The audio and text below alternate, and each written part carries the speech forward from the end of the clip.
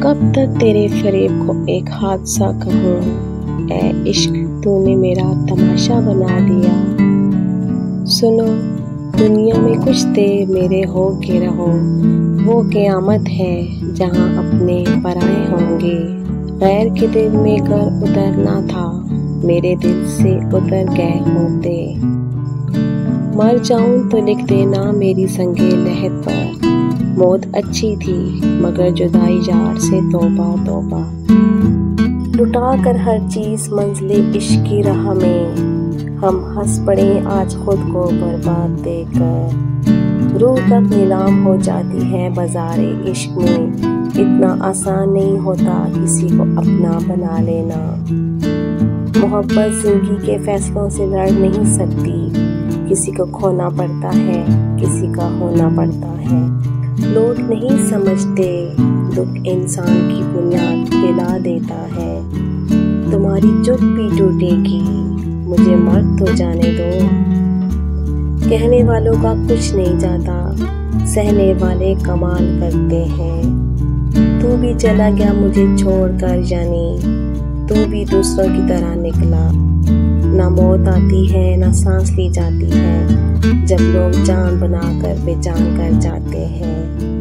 مسکرانے سے شروع اور رلانے پہ ختم، یہ ایک ظلم ہے جسے لوگ محبت کہتے ہیں۔ اب تو خوشی کا غم ہے نہ غم کی خوشی، مجھے بے حس بنا چکی ہے بہت زندگی مجھے۔